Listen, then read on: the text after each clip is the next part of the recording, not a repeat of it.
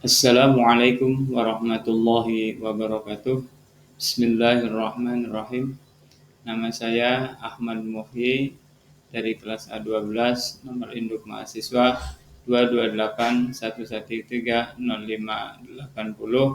Dalam hal ini saya akan mempresentasikan sebuah materi yang bertema komponen pembelajaran untuk memenuhi tugas mata kuliah micro teaching dengan dosen pengampu Ibu Husnul Khotimah MPD. Mari kita mulai dari definisi komponen pembelajaran. Secara umum, komponen pembelajaran adalah kumpulan dari beberapa item yang saling berhubungan satu sama lain yang merupakan hal penting dalam proses belajar mengajar. Menurut pendapat lain, yaitu Hamalik 2001-77 berpendapat bahwa komponen pembelajaran adalah bagian-bagian dari sistem proses pendidikan berhasil atau tidaknya proses pembelajaran. Dan adapun macam-macam komponen pembelajaran yaitu meliputi satu tujuan pembelajaran, kurikulum, guru, siswa, metode, materi dan bahan ajar, media pembelajaran, dan evaluasi pembelajaran. Itu macam-macam komponen pembelajaran. Mari kita uraikan satu persatu dari komponen pembelajaran. Yang pertama yaitu tujuan pembelajaran. Tujuan pembelajaran itu ada beberapa poin. Yang pertama ada tujuan pendidikan nasional. Berdasarkan Undang-Undang Nomor 20 Tahun 2003 tentang Sistem Pendidikan Nasional, tujuan pendidikan nasional Indonesia adalah mencerdaskan kehidupan bangsa dan mengembangkan manusia Indonesia seutuhnya, yaitu manusia yang beriman dan bertakwa kepada Tuhan Yang Maha Esa dan berbudi pekerti luhur, memiliki pengetahuan dan keterampilan, kesehatan jasmani dan rohani, kepribadian yang mantap dan mandiri, serta rasa tanggung jawab kemasyarakatan dan kebangsaan. Tujuan yang kedua yaitu tujuan institusional atau lembaga. Tujuan institusional merupakan tujuan yang ingin dicapai oleh setiap sekolah atau lembaga pendidikan. Tujuan institusional ini merupakan penjabaran dari tujuan pendidikan sesuai dengan jenis dan sifat sekolah atau lembaga pendidikan. Oleh karena itu, setiap sekolah atau lembaga pendidikan mempunyai tujuan institusionalnya sendiri, tidak seperti tujuan pendidikan nasional. Tujuan institusional ini bersifatnya lebih konkret. Tujuan institusional dapat dilihat dalam kurikulum setiap lembaga pendidikan. Untuk yang ketiga, yaitu tujuan kurikuler. Tujuan kurikuler adalah tujuan yang ingin dicapai oleh setiap bidang studi. Tujuan ini dapat dilihat dari GBPP atau garis-garis besar program pengajaran. Setiap bidang studi tujuan kurikuler merupakan penjabaran dari tujuan institusional, sehingga kumulasi dari setiap tujuan kurikuler ini akan menggambarkan tujuan institusional. Dan yang keempat, yang terakhir, yaitu tujuan instruksional atau pembelajaran.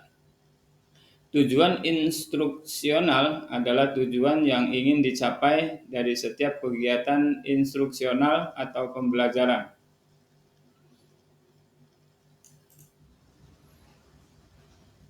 Komponen pembelajaran yang selanjutnya yaitu Kurikulum. Kurikulum sebagai rancangan pendidikan mempunyai kedudukan yang sangat strategis dalam seluruh aspek kegiatan pendidikan. Mengingat pentingnya kurikulum di dalam pendidikan dan dalam perkembangan kehidupan manusia.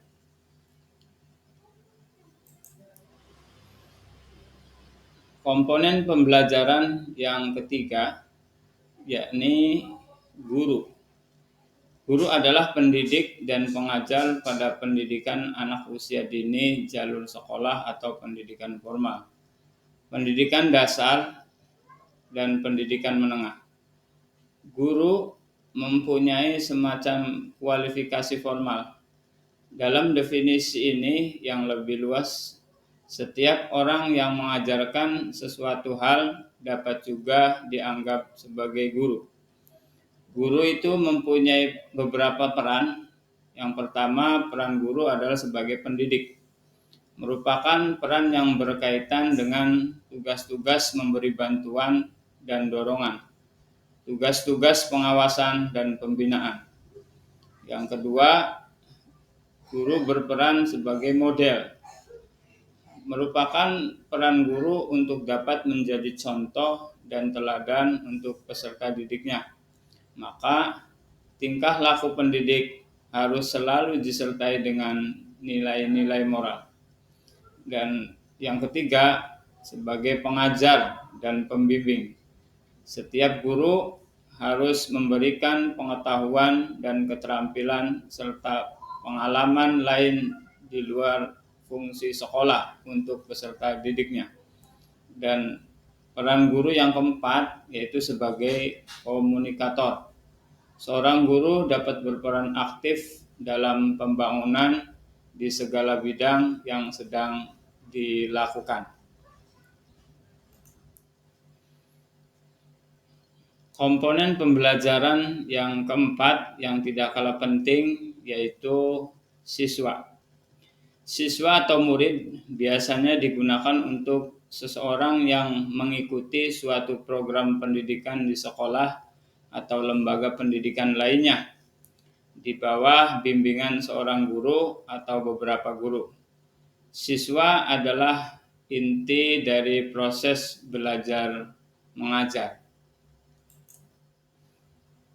Komponen pembelajaran yang selanjutnya yaitu mengenai metode.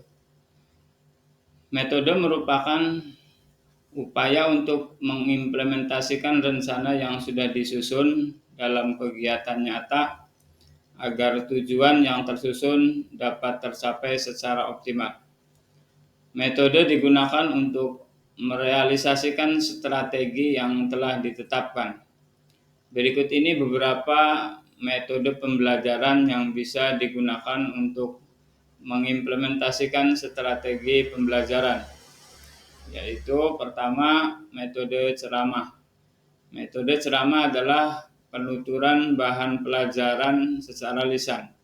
Metode ini senantiasa bagus bila penggunaannya disiapkan dengan baik. Metode ceramah merupakan metode yang sampai saat ini sering digunakan oleh setiap guru.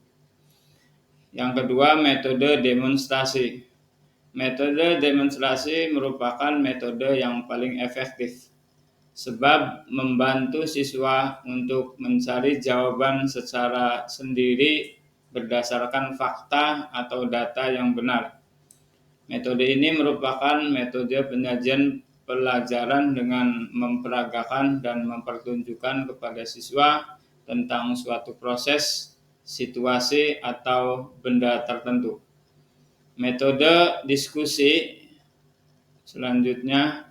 Metode diskusi merupakan metode yang menghadapkan siswa pada permasalahan. Tujuan utama metode diskusi ini adalah untuk memecahkan suatu permasalahan, menjawab pertanyaan, menambah dan memahami pengetahuan siswa.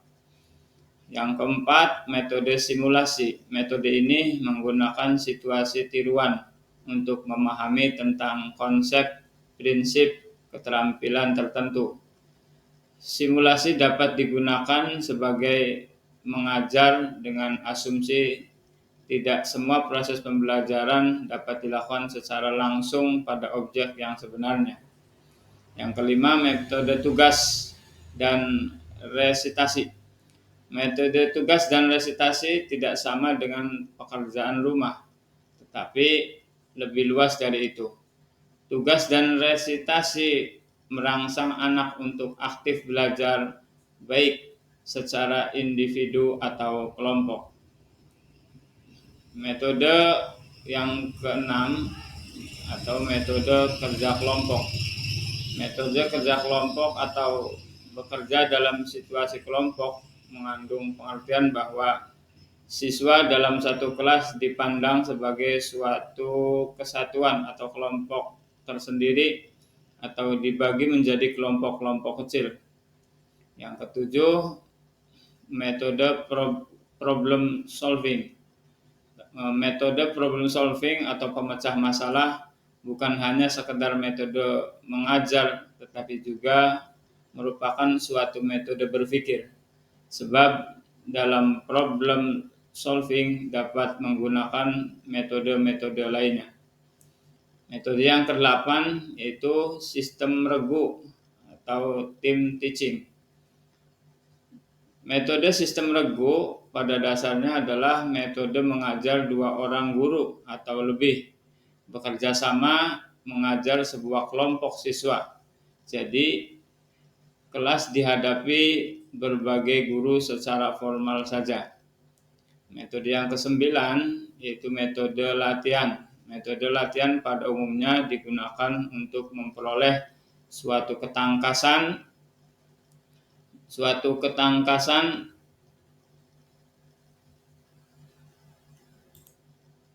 atau keterampilan dari apa saja yang dipelajari.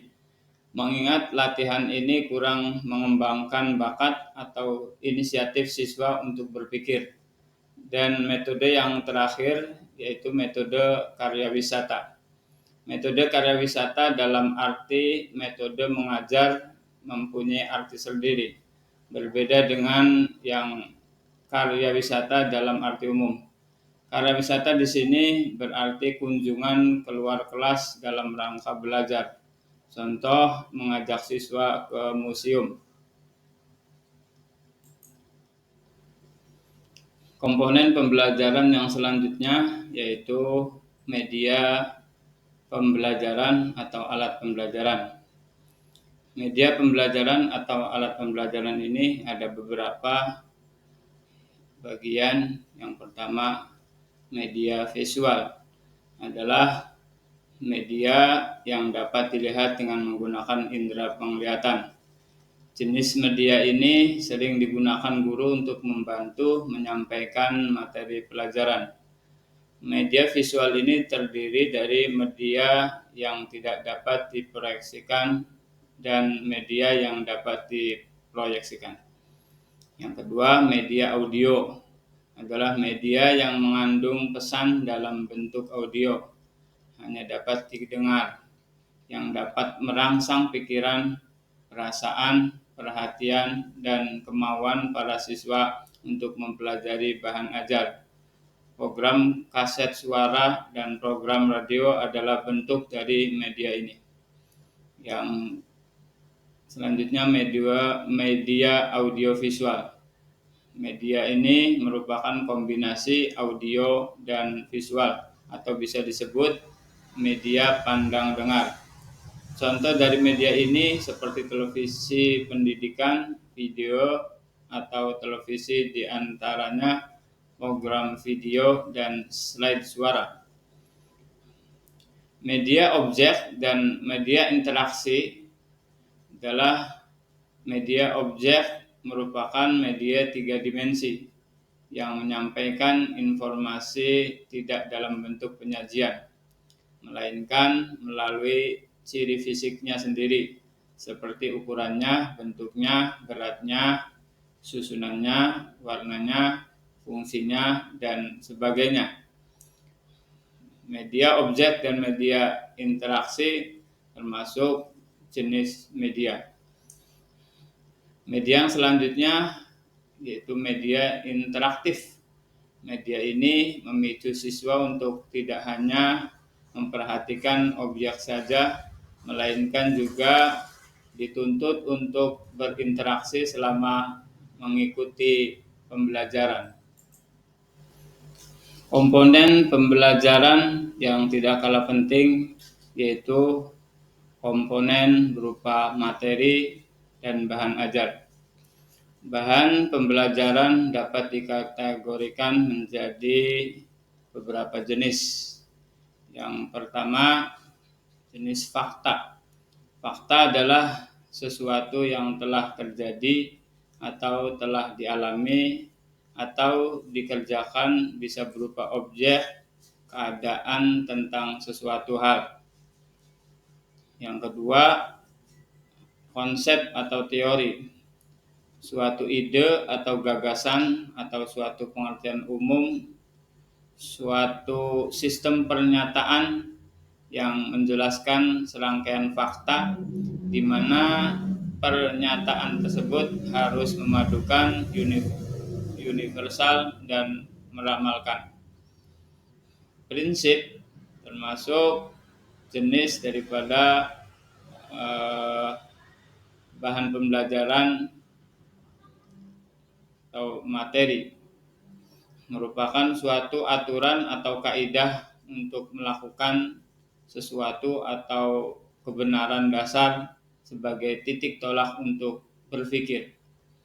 Yang selanjutnya yaitu proses, serangkaian gerak, perubahan, perkembangan, atau suatu cara atau prosedur untuk melakukan kegiatan secara operasional. Itulah jenis-jenis daripada materi dan bahan ajar yang merupakan di antara komponen pembelajaran.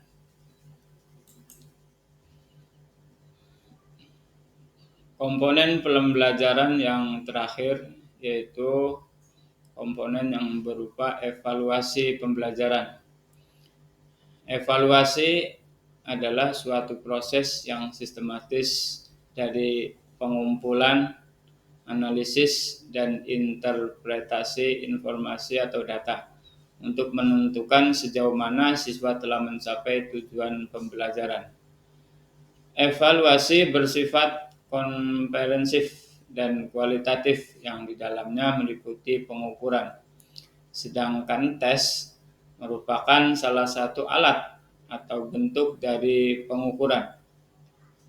Evaluasi itu mempunyai beberapa jenis berdasarkan beberapa dari segi sudut pandang. Di antaranya evaluasi berdasarkan fungsinya, ada evaluasi formatif, evaluasi sumatif, evaluasi diagnostik, dan evaluasi penempatan. Itu evaluasi yang berdasarkan fungsinya. Evaluasi formatif itu evaluasi menekankan pada upaya memperbaiki proses pembelajaran.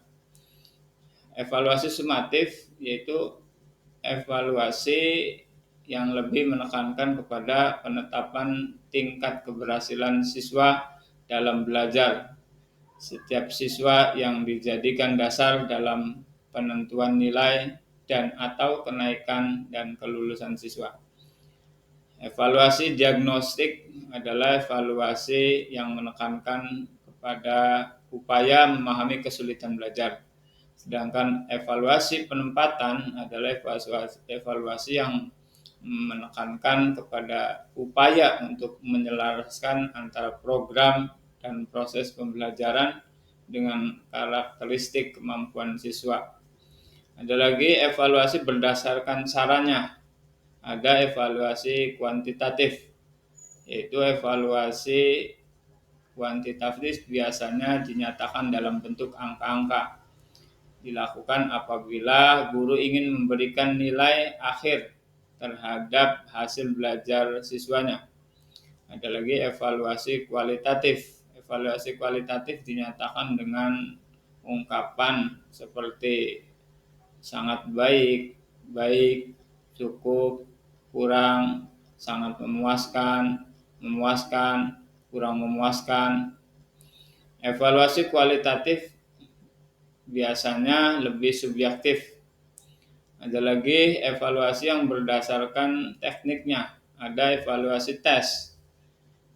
Teknik tes dapat dibedakan menurut materi yang akan dinilai, bentuknya, dan caranya. Menurut materi yang akan dinilai dibedakan tes hasil belajar, tes kecerdasan, tes bakat khusus, tes minat, dan tes kepribadian. Menurut bentuknya dibedakan tes uraian dan tes objektif. Menurut caranya dibedakan tes tulisan, tes lisan, dan tes tindakan.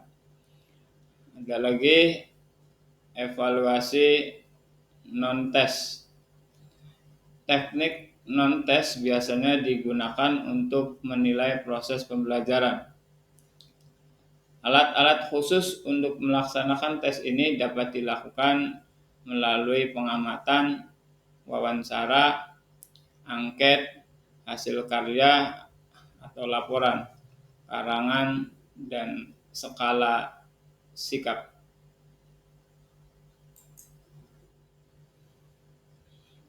Mungkin hanya itu yang bisa saya sampaikan.